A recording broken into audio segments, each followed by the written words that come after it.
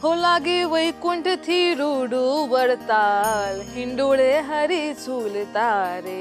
આ ગીતની પંક્તિઓ પરત ખેંચી લઈ પડે તેવા દિવસો આવી ગયા લાગે છે। તેનું કારણ એ છે કે સ્વામિનારાયણ સંપ્રદાયના વડતાલ મંદિરના ફિરકાએ પ્રકાશિત કરેલા પુસ્તકમાં ભગવાન કૃષ્ણ અંગે કરેલી વિવાદાસ્પદ ટિપ્પણીના પગલે હિન્દુ સંગઠનોમાં આક્રોશ છે।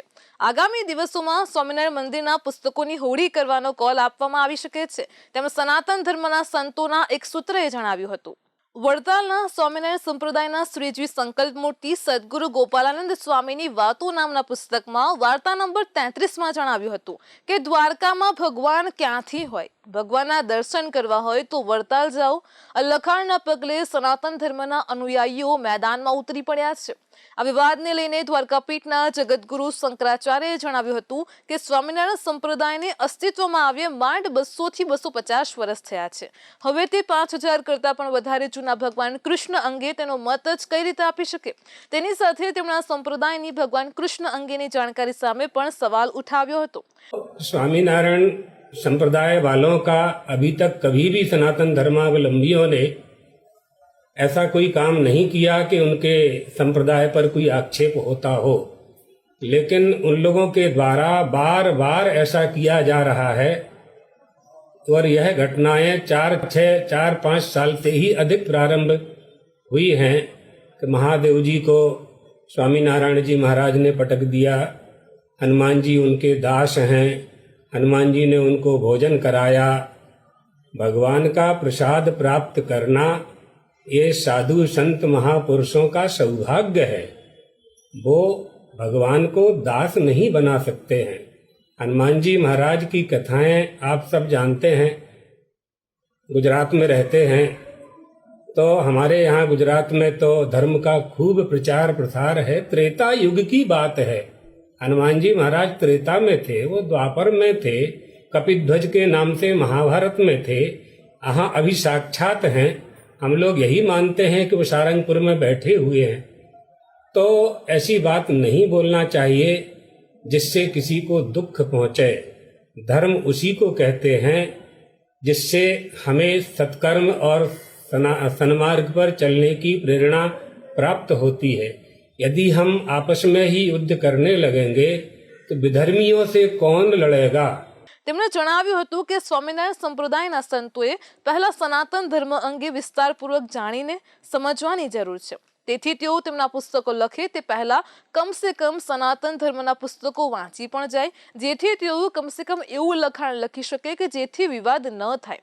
તેમના દ્વારા સર્જવામાં આવતો વિવાદ દર્શાવે છે કે સનાતન ધર્મ અંગે તેમનું જ્ઞાન કેટલું મર્યાદિત છે। એક નાનું ખાબોચિયું સાગરનું મૂલ્યાંકન કરવા નીકળે તેવી આ વાત છે। તેઓ પોતાની લીટી મોટી બતાવવા જતાં બીજાને નાના ચિત્રે તે કોઈ કાળે સાંખી ન લેવાય। મહારાજ કે અમે જ્યારે દ્વારિકા ગયેલા અને દ્વારિકા પતિએ અમને પ્રાર્થના કરેલી કે જો આપ કોઈ મોટું ધામ બનાવો, મોટું વિશાળ મંદિર બનાવો, તો મારી ઈચ્છા છે કે ત્યાં આવીને અમારે નિવાસ કરવો છે।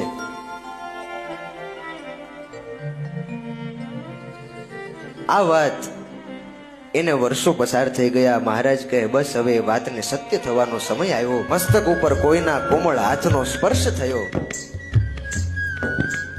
આંખ ખોલીને જોવે ત્યાં તો સ્વયં દ્વારિકાધીશ એ સચ્ચિદાનંદ સ્વામીની આગળ પ્રગટ થઈ ગયેલા। ચિંતા ન કરો, એક સ્વરૂપે હું તમારી સાથે આવીશ। એવી રીતે દ્વારિકાધીશ વડતાલ આવવા માટે સ્વામીની સાથે નીકળ્યા છે।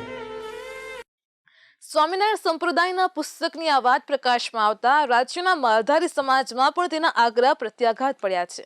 રાજ્યના વિવિધ શહેરોમાં માલધારી સમાજે આ લખાણ સામે આકરો વિરોધ નોંધાવ્યો છે।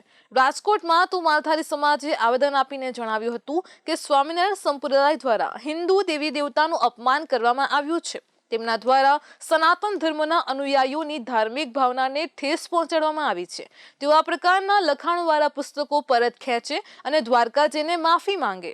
માલધારી સમાજે સ્પષ્ટ રીતે જણાવી દીધું છે કે આ રીતે સનાતન ધર્મનું અપમાન સહન નહીં થાય. સ્વામિનારાયણ સંપ્રદાય માફી નહીં માંગે અને તંત્ર પગલાં નહીં ભરે તો માલધારીઓ બાકીના બધા સમાજોને ભેગા કરીને સ્વામિનારાયણ સંપ્રદાય સામે પગલાં લેવા ઉગ્ર આંદોલન કરશે. આંદોલન અત્યાર સુધીનું સૌથી મોટું અને ઉગ્ર આંદોલન હશે તેવી પણ ચીમકી તેમણે આપી છે. આ ધરતીના રચયિતા ભગવાન શ્રી કૃષ્ણ છે. આજે જ્યારે ગોપાલન સ્વામી જે છે એને એવું લખ્યું છે કે દર્શન કરવા હોય તો વડતાલ આવો, ભગવાન દ્વારકાધીશ દ્વારકામાં નથી. તો ભાઈ તમને કેમ ખબર? આજે 10-10 લાખ માણસો ભગવાન દ્વારકાધીશમાં આસ્થા લઈને ચાલીને જતા હોય, એક પણ વ્યક્તિને ખીલી ન ખૂટતી હોય તો આનાથી મોટો પુરાવો તમારે ભગવાનનો શું જોઈશે?